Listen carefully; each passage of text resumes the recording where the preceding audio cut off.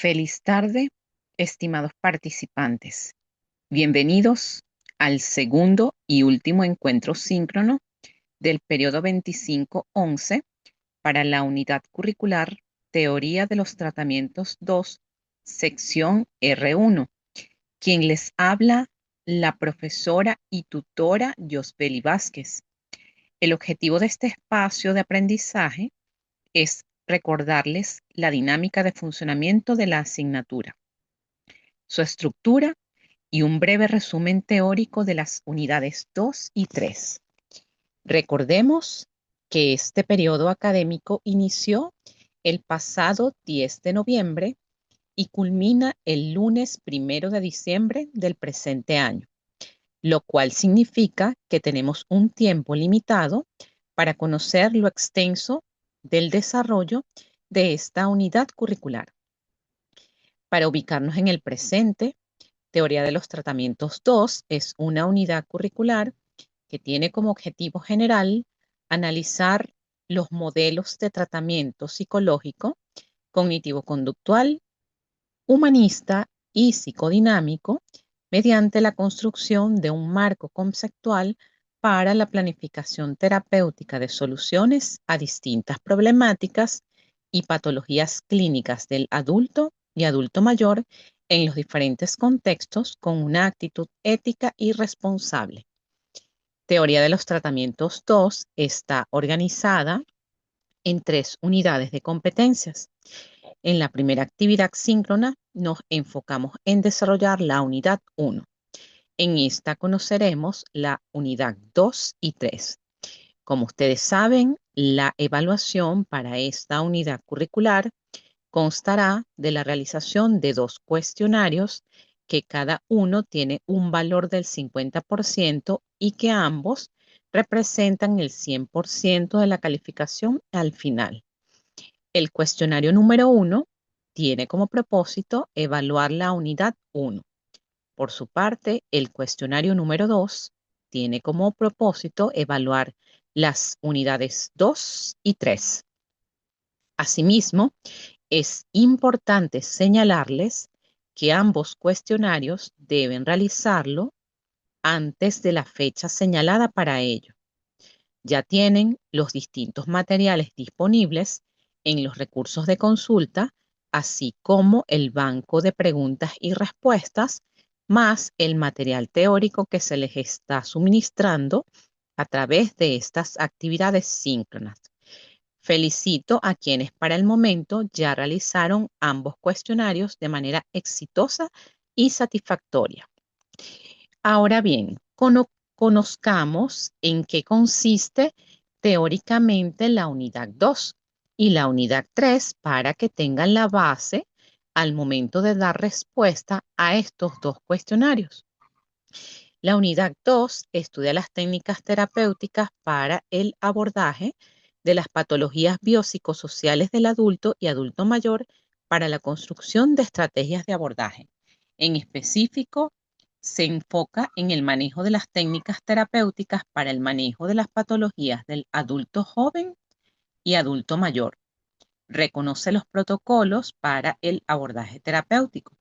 Aplica técnicas terapéuticas de abordaje cognitivo-conductual, dinámicas, humanistas, gestal, existencialista e integrativas. En lo que se refiere a la unidad 3, tiene como competencia el diseño de planes de intervención para el abordaje de los trastornos clínicos asociados a la adultez y adultez mayor. Como les indiqué en el encuentro síncrono anterior, conoceremos solamente los abordajes desde el punto de vista teórico, más no desde el punto de vista práctico. Voy a comenzar esta clase dando un breve resumen de algunos de los aspectos tratados en la sesión anterior. Uno es que cada corriente postula directamente distintas modalidades de tratamiento y esto va a estar dado por el enfoque teórico que decida utilizar el psicólogo terapeuta. Cuando se habla de terapia, es importante que ésta se vea como ese proceso que utiliza de manera estructurada técnicas en donde se producen fases, circunstancias y procesos. El marco teórico se vincula a la técnica utilizada por el terapeuta. Las diferentes corrientes psicoterapéuticas se han ido desarrollando a medida en que se han profundizado las líneas teóricas que las sustentan. La aplicación de la terapia psicológica debe basarse en el empleo de técnicas de eficacia, efectividad y eficiencia probadas mediante evidencia científica. Ya sabemos que cuando revisen la literatura, estos lineamientos en específico los cumple es el abordaje cognitivo-conductual. Es importante que las técnicas estén probadas para el problema específico que se aplica. Quisiera comenzar el desarrollo de esta clase también con varias frases acerca de lo que es la teoría y técnicas terapéuticas. Para ser terapeuta, primero se debe haber sido paciente. Y esta es una frase de Carl Jung. La terapia nunca debe comenzar antes de que el terapeuta sepa para qué sirve o por qué se realiza. Y esta es una frase del psicoanalista Otto Kemper. Estas frases aluden a la importancia de que un psicólogo terapeuta obtenga su propio proceso de terapia personal. Y no se trata solo de abordar el neuroticismo y la patología. Es importante cultivar constantemente una postura de curiosidad eterna sobre nuestros propios procesos mentales, un sentido de asombro hacia el poder del inconsciente y el reconocimiento de nuestras sombras o áreas de mejora. En este nivel de la carrera ya deben tener concientizado que el ejercicio profesional del psicólogo implica un gran compromiso, respeto a la privacidad, disciplina, preparación constante y responsabilidad ética con las personas que depositan la confianza de su salud mental en nuestras manos. La divulgación de información confidencial de los pacientes, incluidos sus datos completos de identificación, sin su consentimiento, bien sea verbal o escrito, es una falta a lo expresado en el Código de Ética que rige el ejercicio profesional del psicólogo venezolano. Sé que muchos de ustedes están apresurados y deseosos de atender pacientes y es válido, pues para eso se están formando. En este sentido, teoría de los tratamientos 1 y en este caso la que están cursando, que es teoría de los tratamientos 2, les está dando las bases teóricas sólidas en psicoterapia para su formación académica, personal y profesional. En este sentido, podemos decir que la formación académica del estudiante de psicología no termina en el pregrado.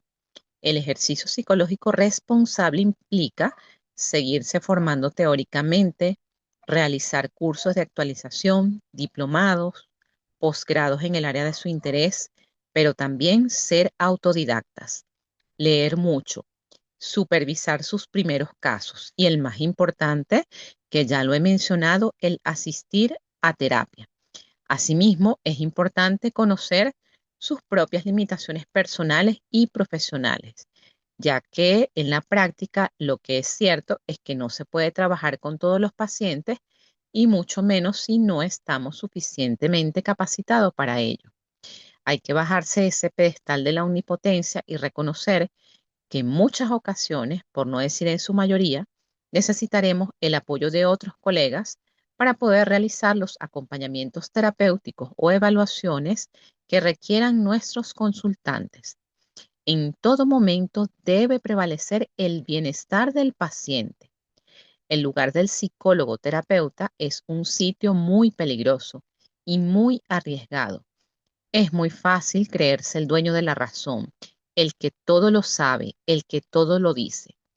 Y como refería Lacan, psicoanalista post-freudiano, somos el sujeto supuesto saber, pero tan solo supuesto, lo que no quiere decir que no lo seamos, pero siempre es tentador, a veces porque nos lo creemos nosotros mismos y otros porque el paciente nos pone en ese sitio y nosotros necesitamos creerle para reforzar nuestro narcisismo. Es pertinente tener una atención activa y centrarse en lo que el paciente nos muestra, pero también lo que calla, no desde el cerebro ni desde las exigencias, sino desde un puente entre nuestra capacidad de saber estar con él y ayudarlo a que nos enseñe de lo que él más sabe, que es de sí mismo. Dentro de este orden de ideas, es importante hablar brevemente de lo que es el proceso terapéutico. Todo proceso de terapia implica revisar la vida del paciente desde un enfoque que permita realizar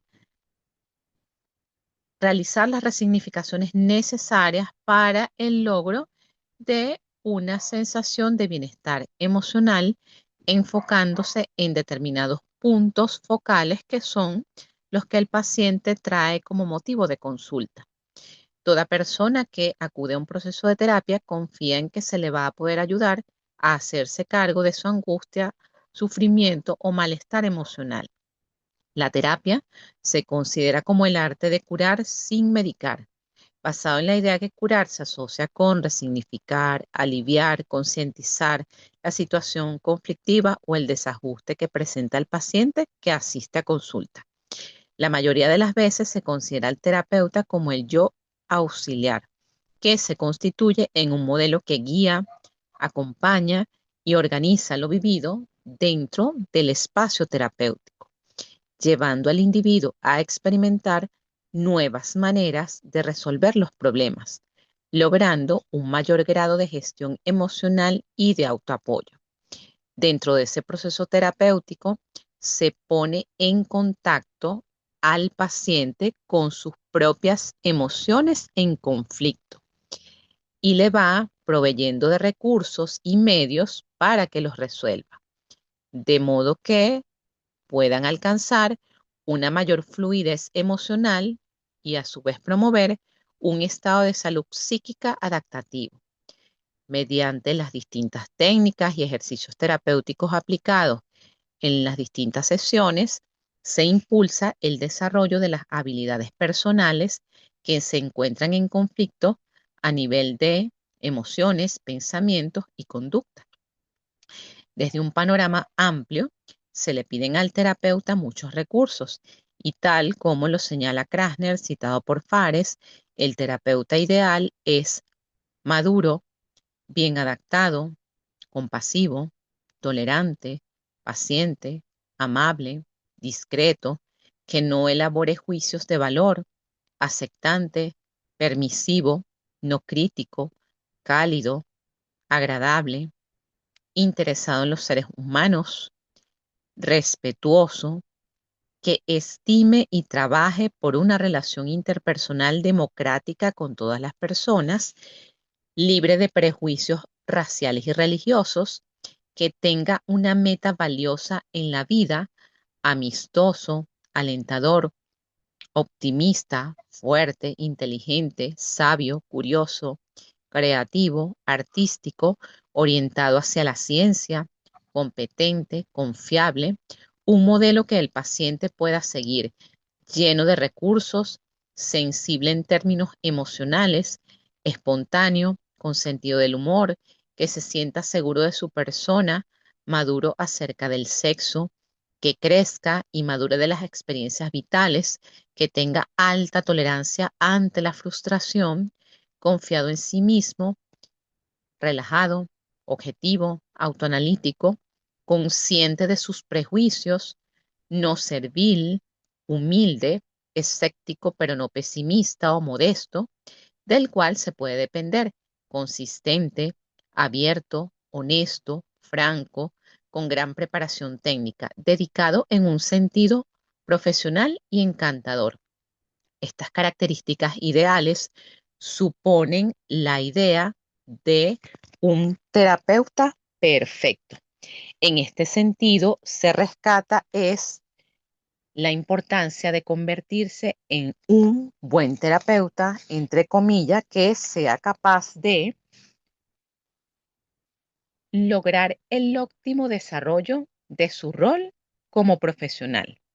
El psicólogo en su rol de terapeuta en el espacio de intervención debe procurar mostrarse equilibrado, es decir, que muestre una adecuada gestión de sus emociones y acciones, desarrollar la creatividad construyendo los recursos esenciales para las intervenciones, realizando acciones innovadoras, buscando alternativas y enfoques que faciliten el desarrollo integral del paciente. El terapeuta en todo momento debe mantener la privacidad y confidencialidad en todo lo referente a sus pacientes. En primer lugar, respetándolos y admitiendo errores, teniendo la disposición para corregirlos y mantener una actitud íntegra y honesta frente a sí mismo y a los demás.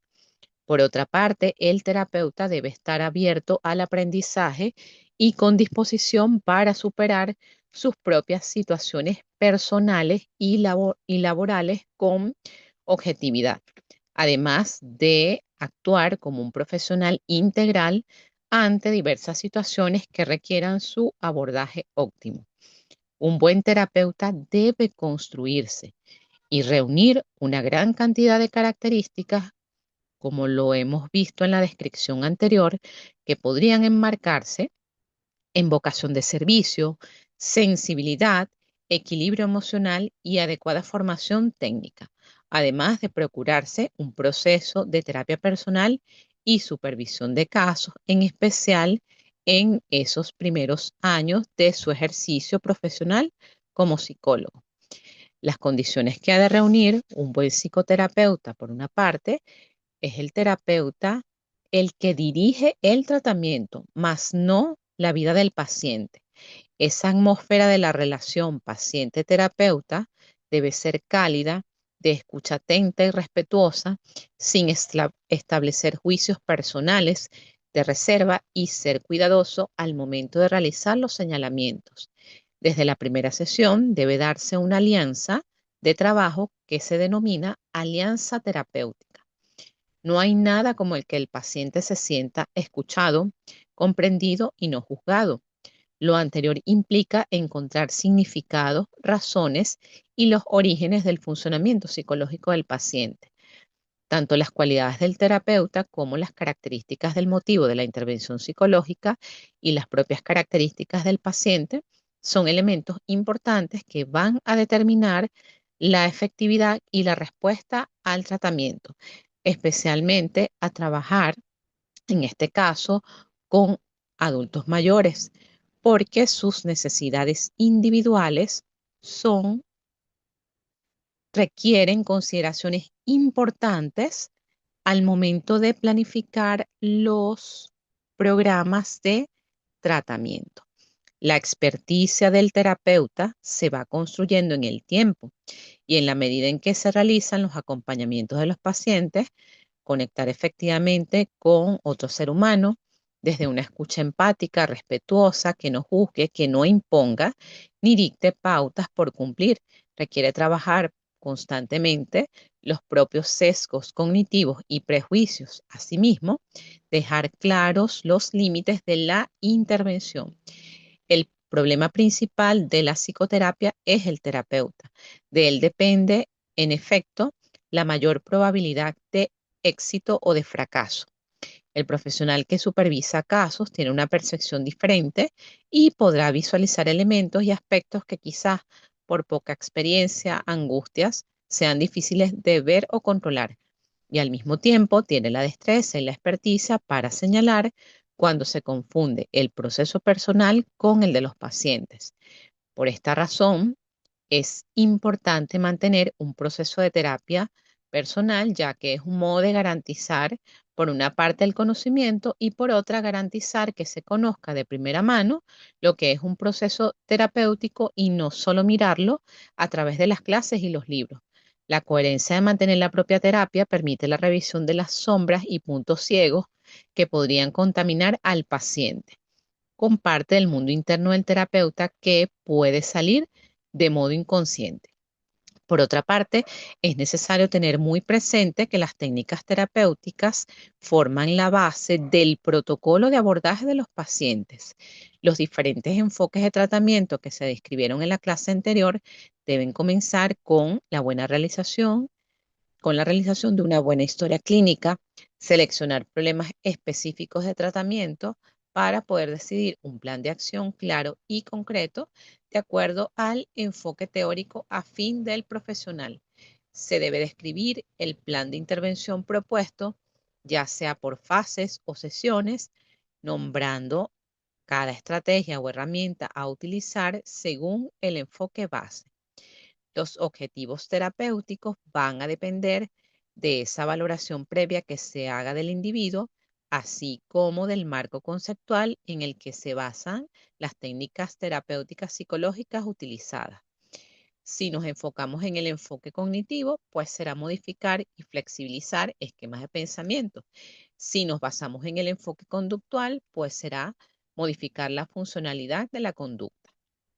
El quehacer del terapeuta parte en principio de la realización de un proceso de psicodiagnóstico, el cual va a constituirse en la guía y los ayuda a ser más preciso, discriminativo y coherente en la comprensión particular de cada uno de los pacientes.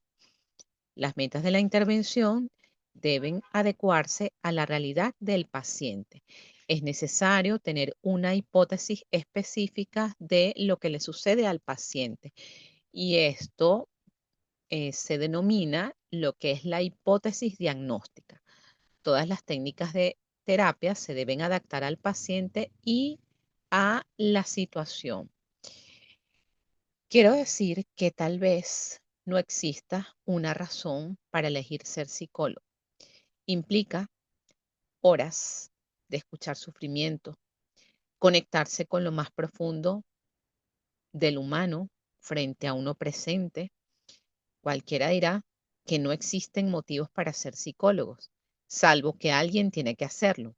Pero a veces, muy de vez en cuando, no tan seguido como quisiéramos, podemos ser testigos de cómo una persona ha superado un conflicto, de cómo su vida se ha colmado de sentido nuevamente, de cómo han recuperado la sonrisa y tan solo por esa única vez ya habrá valido la pena. Digo esto antes de que conozcamos lo que son las técnicas terapéuticas específicas que son mayormente utilizadas en la práctica clínica. Y vamos a comenzar describiendo cómo es ese proceso en la terapia conductual pura. Partiendo de la idea de que la terapia conductual tiene como objetivo central promover cambios en la conducta de las personas utilizando una serie de técnicas para lograr el incremento de las conductas adaptativas y disminuir la frecuencia de las conductas desadaptativas. La estrategia terapéutica conductual se desarrolla siguiendo los siguientes pasos. El análisis funcional, que consiste en ese proceso para identificar todas aquellas variables o categorías que están asociados al problema que es el motivo de consulta. Determinar los objetivos y metas terapéuticas, ejecutar el plan de tratamiento, evaluar los resultados, culminación de la terapia y el plan de seguimiento. Básicamente, la terapia de la conducta comienza mediante un proceso diagnóstico denominado análisis funcional o conductual, proceso que consiste en determinar el problema presentado a categorías conductuales operativas. Esto es, identificar cuáles son esas conductas manifiestas y encubiertas que están clasificadas como pensamientos, emociones y conductas. Y a su vez, dentro de este análisis funcional se determinan las variables que mantienen todos estos pensamientos, emociones y conductas, los antecedentes estimulares y las contingencias de refuerzo. Las metas de intervención van a adecuarse a la realidad del paciente. Esto lo he señalado en distintas ocasiones para reafirmar la idea de que no todas las técnicas le sirven a todos los pacientes, además de que es necesario tener una hipótesis específica de lo que le sucede al paciente. todas las técnicas de terapia se deben adaptar al paciente y a la situación.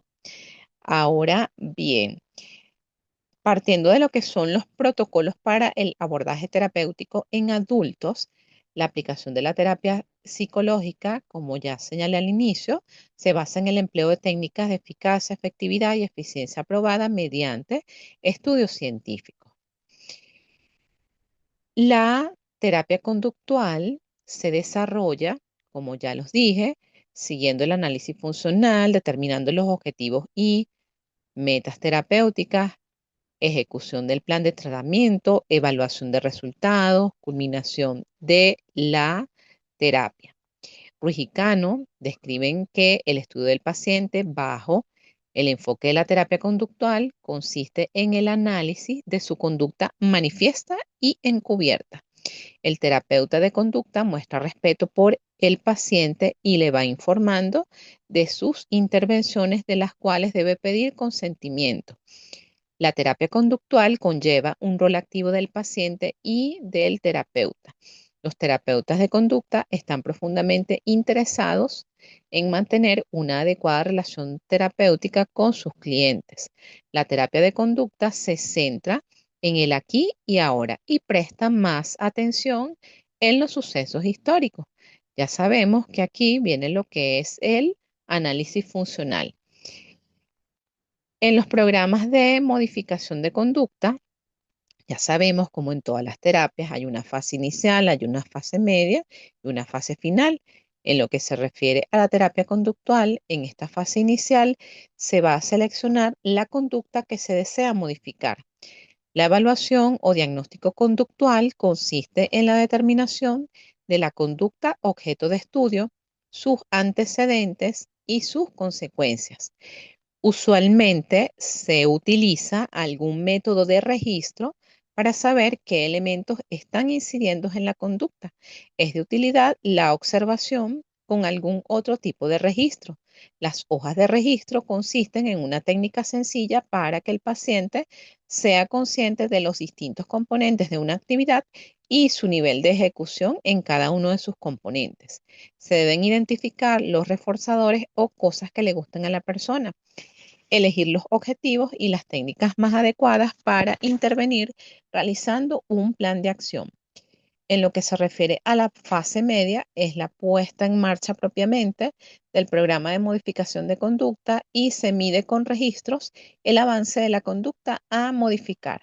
La intervención psicoterapéutica conductual consiste en la modificación de los antecedentes, consecuencias de la conducta a fin de modificar esta. Estos registros ustedes lo pueden visualizar, eh, por ejemplo, si estamos realizando el abordaje de, de un episodio depresivo, pues obviamente una escala que les va a servir son todos estos instrumentos, la escala de depresión de Beck o de Hamilton, que recordemos que en esta se identifica el nivel de severidad de los síntomas que está manifestando el paciente, pero que a su vez nos va a servir en ese proceso de intervención para ir chequeando si estos síntomas han disminuido su intensidad y su frecuencia en el tiempo. Además, en el abordaje de condiciones clásicas como la depresión y la ansiedad, existen una serie de registros de listas donde nosotros podemos identificar cuáles son aquellos pensamientos depresivos que están presentes en la vida de la persona y a partir de allí también podemos hacer la intervención.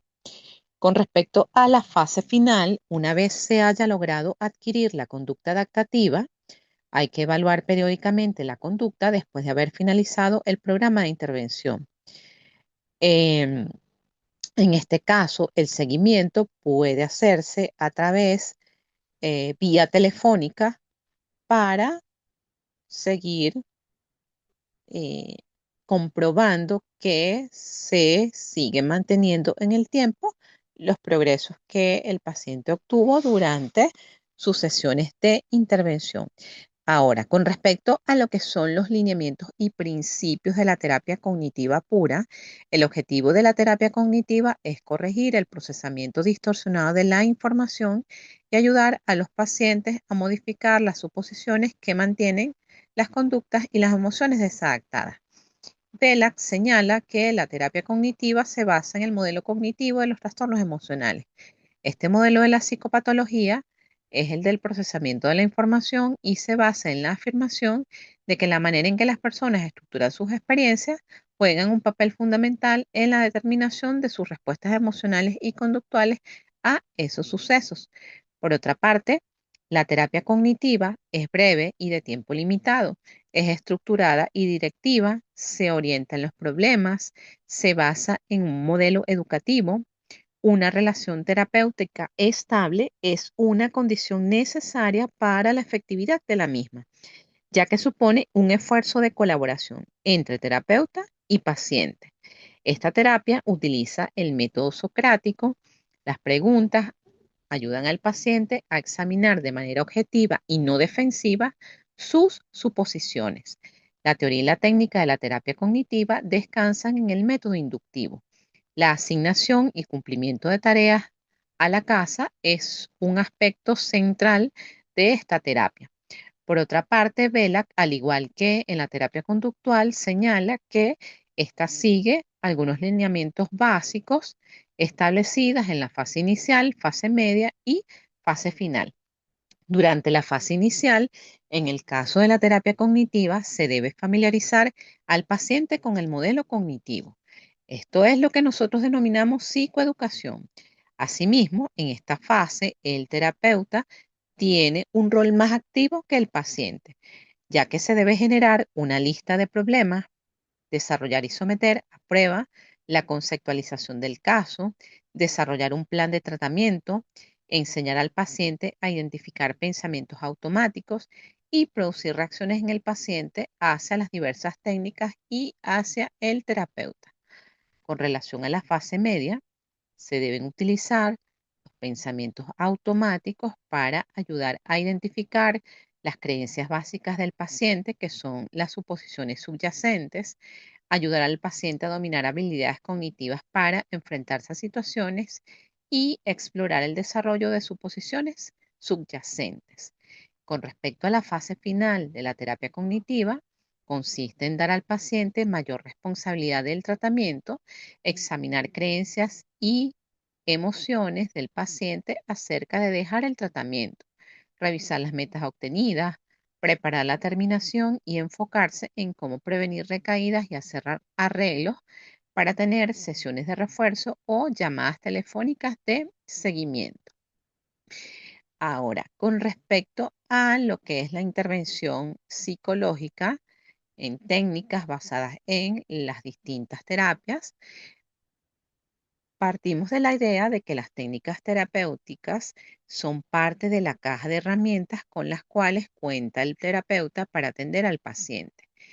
El principio es el motivo de consulta y la demanda de tratamiento, que a su vez va a estar guiado por el diagnóstico. Las sesiones terapéuticas con adultos debe incluir establecer una agenda de trabajo para cada sesión. Esto facilita que el tiempo establecido sea provechoso.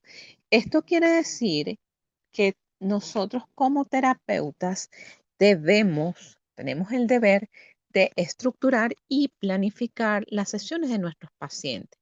No es que las intervenciones son al azar, sino que ya nosotros tenemos una guía de trabajo y de abordaje de lo que hacemos en cada terapia. El hecho de determinar una agenda provee una estructura para las sesiones, lo cual en sí mismo puede ser terapéutico. De esta manera, también se involucra al paciente de una manera más activa en su proceso y aumenta la naturaleza colaborativa en la relación terapéutica. Parte del mismo proceso es que cuando tú ya iniciaste un proceso y le puedes indicar al inicio de la sesión, hay algo de la sesión pasada que te haya quedado sonando la idea, algo que te llamó la atención, algo que quieras seguir profundizando. Usualmente pueden decirte algo que les haya llamado la atención o te dicen que, bueno, no, en esta oportunidad no pensé nada, no hubo novedad o algunos pacientes en su estilo de afrontamiento defensivo suelen dejar lo más interesante o comentar aspectos significativos de lo que ha sido su proceso entre terapias para el final. De esta manera, el hecho de dar estructura se involucra entonces al paciente en su proceso de una manera activa, aumenta esa naturaleza colaborativa en la relación terapéutica. El terapeuta puede poner diversas estrategias de tratamiento, diversas estrategias de aproximación para cada problema y delegar en el paciente la tarea de decidir cuál estrategia a utilizar.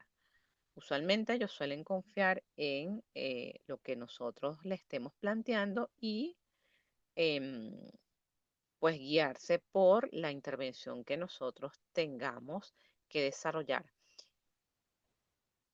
Es importante registrar todo lo trabajado en cada sesión de terapia.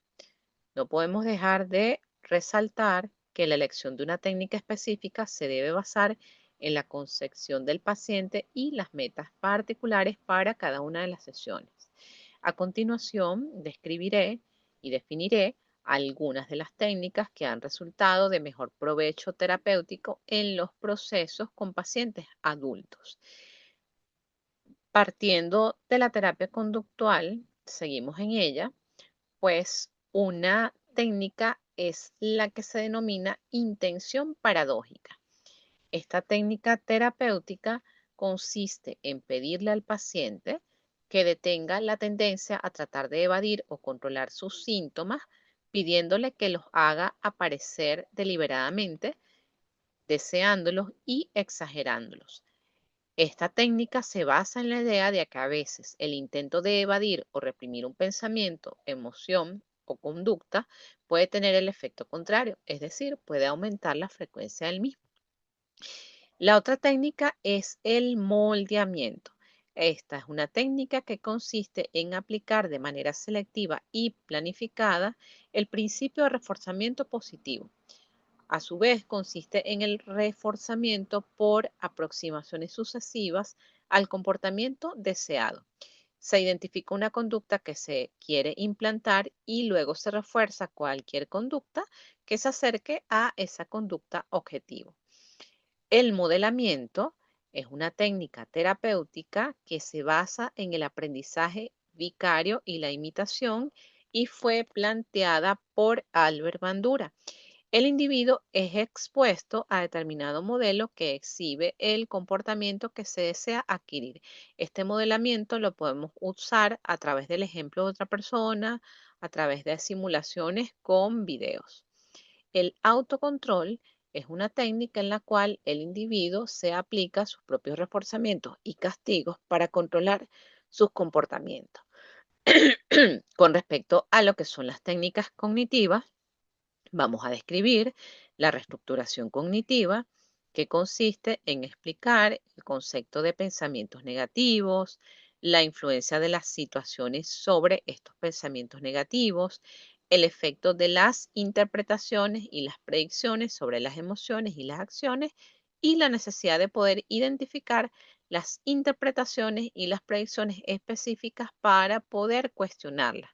En este sentido, hay distintos instrumentos que podemos utilizar o de los cuales nos podemos valer para poder identificar todas estas, lo que son los pensamientos distorsionados, las creencias distorsionadas. Existe un test de creencias irracionales de Albert Ellis que tiene aproximadamente 100 ítems. Esto es de utilidad durante el abordaje con esta técnica. Ruiz y Cano definen esta técnica como aquella situación o aquel procedimiento donde el paciente aprende a cambiar algunos pensamientos negativos que producen inconvenientes o malestar emocional, se identifican y se cambian los pensamientos automáticos, ideas involuntarias que aparecen en diversas situaciones, buscando alternativas racionales y pensamientos más adaptativos. Esto va a permitir el afrontamiento adecuado ante distintas situaciones. Belak señala que en esta técnica se debe entrenar al paciente a identificar los pensamientos automáticos y las suposiciones subyacentes, utilizando técnicas como la autovigilancia cada hora, el interrogatorio directo, el roleplay, el registro de pensamiento disfuncional y la técnica de la flecha descendente. Lo que es la técnica del interrogatorio directo consiste en simplemente preguntarle al paciente qué pensamientos ocurren cuando se encuentra dentro de una situación problemática o en la situación que evocó una respuesta emocional. Esto tiene como fin enfocar la atención sobre cómo el paciente se sentía y es un medio para indagar los pensamientos. La imaginación es una técnica que consiste en utilizar la imaginación para intentar tener acceso a los pensamientos automáticos del paciente. El role-playing se utiliza para despertar pensamientos automáticos y consiste en hacer que paciente y terapeuta hagan un roleplay de una situación con una alta carga emocional. El registro del pensamiento disfuncional consistirá en identificar los pensamientos automáticos y registrarlos junto con las emociones asociadas. La terapia racional emotiva conductual de Albert Ellis, o conocido por sus siglas TREC, consiste en una terapia de dirección activa, filosófica y empírica que se centra en la resolución de problemas y perturbaciones emocionales y la conducta, cuyo objetivo se centra en conseguir que el paciente lleve una vida más feliz y satisfactoria, utilizando el diálogo y el debate socrático. La terapia cognitiva de Aaron Beck, ya sabemos, es aquella que se sustenta en el modelo cognitivo, el cual establece que los pensamientos, emociones y conductas se encuentran estrechamente conectados y que por lo tanto las personas pueden superar sus dificultades y alcanzar sus objetivos, identificando y cambiando los pensamientos erróneos o incorrectos a través de la reestructuración cognitiva. El entrenamiento asertivo, de acuerdo a esta técnica, la asertividad es esa capacidad que tenemos para expresar los pensamientos y emociones propios sin experimentar ansiedad ni ser agresivos y de una manera socialmente aceptable. Durante la terapia, el paciente puede aprender a comunicarse de un modo eficaz manifestando sus opiniones. Las autoinstrucciones es una técnica mediante la cual el sujeto se da a sí mismo un conjunto de órdenes o instrucciones para la regulación autónoma de la propia conducta. El objetivo de este entrenamiento es enseñar al paciente una forma de acción rápida y eficaz para lograr el éxito de una tarea o en una conducta. Esta técnica tiene como objetivo enseñar a la persona a utilizar verbalizaciones correctas, aprendiendo a distinguirlas de las incorrectas. Es decir, también es como el seguir paso a paso la conducta esperada. Ahora bien, con respecto a lo que son las técnicas terapéuticas de la psicoterapia gestal, estas técnicas están centradas en el presente, es decir, en el aquí y el ahora. Surgen de la adaptación y combinación de lo mejor de otras corrientes teóricas, razón por la cual la gestal se ha convertido progresivamente en un tipo de terapia inclusiva e integrativa. La base de la metodología gestal es la conciencia. Al centrar la atención en nosotros mismos, se llega a conocer cuál es nuestra verdadera experiencia, trabajando en el momento presente con la fenomenología o la comunicación no verbal. Dentro de las técnicas terapéuticas existen las técnicas supresivas, las técnicas expresivas y las técnicas integrativas. Vamos a conocer lo que son las técnicas supresivas. Estas tienen como objetivo dejar de hacer lo que el individuo está llevando a cabo. Esto con el fin de descubrir la experiencia que se oculta detrás de una determinada actividad. Entonces tenemos técnicas como descubrir los debeísmos, que se basa en identificar junto al paciente los deberías que el individuo se impone a sí mismo. Estos debeísmos suelen ser patrones de pensamiento que se basan en mandatos e ideas de que las cosas deben ser de determinada manera y que pueden convertirse en una fuente de ansiedad. Ejemplo, ese mandato que tenemos algunos de nosotros, las cosas se hacen bien o no se hacen. Esto es un mandato usualmente familiar y esto detrás de esta expresión hay necesidad de perfeccionismo, necesidad de control, que en sentido positivo, pues obviamente te llena de esa motivación, esa iniciativa, esa proactividad para lograr cosas, pero cuando se vuelve extremo, pues esta necesidad excesiva de control y de hacer las cosas perfectas, pues tiene o conlleva a una alta carga de ansiedad porque no podemos hacer todo siempre perfecto. La técnica experimentar el vacío, que tiene como objetivo facilitar en el individuo la toma de conciencia de su propio vacío interior. Esto puede ser una experiencia incómoda para muchos, ya que implica enfrentar la propia falta de significado y propósito en la vida.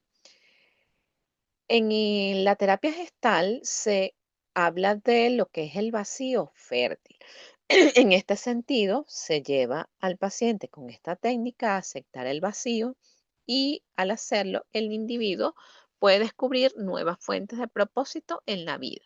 O sea que detrás de un vacío no necesariamente no hay nada, sino que esto va a permitir tener otra perspectiva de la vida, de las situaciones y poder encontrar pues otras maneras de eh, encontrar significado y propósito en la vida.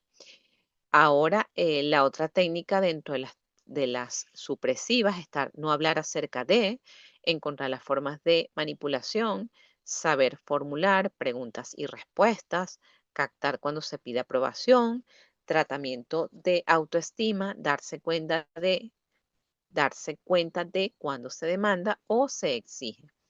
En lo que se refiere a las técnicas expresivas, estas tienen como objetivo reunir la suficiente energía para fortalecer el contenido del darse cuenta del paciente, bien sea sugiriendo la intensificación de la atención o exagerando la atención deliberadamente. En este sentido, las técnicas son repetición, exageración, expresar lo no expresado, terminar o completar la expresión, buscar la dirección y hacer la expresión directa. En lo que se refiere a las técnicas integrativas, esta es la combinación de técnicas supresivas y expresivas cuyo objetivo básico es integrar las partes alienadas del individuo, entre las cuales tenemos el encuentro interpersonal, la asimilación de los proyectados, las fantasías guiadas o dirigidas, dentro de las cuales está el libro clásico El darse cuenta, que tiene una serie de ejercicios que en terapia son fabulosos, el túnel del tiempo, el archivador, los árboles y tú. Con respecto a lo que son las técnicas psicodinámicas, podemos decir que el modelo psicoanalítico, que es la base, suele hacer énfasis en lo etiológico y en el origen del trastorno psicológico. Recuerden que este enfoque tiene su origen en un tiempo histórico marcado por una fuerte represión sexual. Sus aportes importantes son postulados que permiten la comprensión de la conducta de los individuos, centrándose en lo que ha sido la vivencia de las experiencias tempranas para la formación de la personalidad y explicando que la conducta ha sido originada por motivaciones inconscientes, en las cuales se manifiestan en las relaciones terapéuticas transferenciales. El enfoque terapéutico de la teoría psicoanalítica se basa en la convicción de que se debe persuadir al paciente de que prescinda de su situación ambiental, con énfasis en el tratamiento de tipo individual, donde tienen relevancia las dimensiones internas asociadas con la percepción de los acontecimientos, las emociones, los objetos interiorizados y los conflictos intrapsíquicos. El individuo es visto como un individuo reprimido en el que su vida psíquica responde a proyecciones. Recuerden que la proyección es un mecanismo de defensa. Los síntomas son vistos como inadaptaciones y como respuesta a reacciones internas más que a circunstancias externas. La manera en la cual se accede a través de este material inconsciente es a través de técnicas como la asociación libre, las reacciones transferenciales y el análisis de las resistencias. El análisis de este material que surge en terapia se hace a través de técnicas como la confrontación, la aclaración, la interpretación y la construcción. La confrontación es una técnica basada en aclarar las contradicciones del paciente. La interpretación es la hipótesis que hace el terapeuta y se establece entre un hecho presente y una experiencia pasada. Para realizar las interpretaciones, muchas veces primero hay que clarificar. El preguntar sirve para es- esclarecer.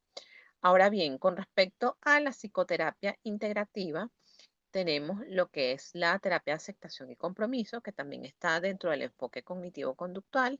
Recuerden que esto es una versión avanzada de lo que son una interacción que surge basada en el enfoque cognitivo-conductual. Esta terapia de aceptación y compromiso es un tipo de intervención psicológica que tiene o está orientada a la aceptación psicológica y a la identificación de los valores personales. Se encuentra enmarcada dentro de lo que se denominan las terapias contextuales. Con respecto a la terapia dialéctico-conductual de Marshall Linehan, esta técnica terapéutica se basa en la estrategia dialéctica que consiste en generarle las dudas al paciente y las distintas opciones que pueden generarse validando el discurso del mismo. Tiene como objetivo aprender habilidades para controlar su mundo emocional y su conducta. La terapia breve estratégica, de acuerdo con este enfoque, la atención terapéutica se centrará en explorar sobre aquella que la persona u otros implicados han intentado hacer para resolver el problema sin conseguirlo. Asimismo, programará estrategias capaces de romper el circuito entre problemas y soluciones disfuncionales. Ahora bien, con respecto a un aspecto que señalé dentro de este protocolo de abordaje, es el formato de reporte de las sesiones. Recuerden que les indiqué que es importante tener un registro de qué es lo que se trabaja durante esas sesiones. Ese registro debe tener la fecha, el nombre de quien elabora el reporte, si en este caso son ustedes, el número de reporte, el número de sesión, la descripción del consultante. Esto implica describir o incluir la hipótesis diagnóstico, la hipótesis clínica, el motivo de consulta, en especial en la primera sesión, descripción de la sesión y el problema o área a trabajar, el objetivo de la sesión, que esto sería el objetivo terapéutico, el contrato terapéutico verbal, si es la primera sesión, donde le explicamos en qué consiste el proceso de la terapia y el compromiso que tiene de que el hecho de que tenga una frecuencia constante, semanal o quincenal, es lo que va a permitir que toda esa evaluación y esas técnicas que le vamos a aplicar de acuerdo a su motivo de consulta, pues sean efectivas. Las técnicas empleadas, donde vamos a escribir cuáles técnicas utilizamos, tareas justificadas de acuerdo al diagnóstico, observaciones durante la sesión o durante la supervisión de caso, propuesta de intervención, que esto implica revisión teórica y sustento bibliográfico, sobre todo de esas tres primeras sesiones, las conclusiones relacionadas con las hipótesis planteadas, avances de la sesión, fortalezas, tareas a tener en cuenta, posibles sabotajes de tareas a tener en cuenta en la siguiente sesión, planificar la siguiente sesión, verificando distintos planes, la bibliografía a consultar y el trabajo de supervisión. Con esta descripción damos por culminada esta segunda y última actividad síncrona del periodo 25-11 para la unidad curricular Teoría de los Tratamientos 2, sección R1. Si tienen dudas, reflexiones o planteamientos acerca de las evaluaciones, del material bibliográfico, recuerden que me pueden escribir a través de la mensajería del aula virtual, que a la brevedad posible les respondo. Un gusto haberles acompañado como su tutora. Muchas gracias por su participación. Feliz tarde y éxito en las evaluaciones.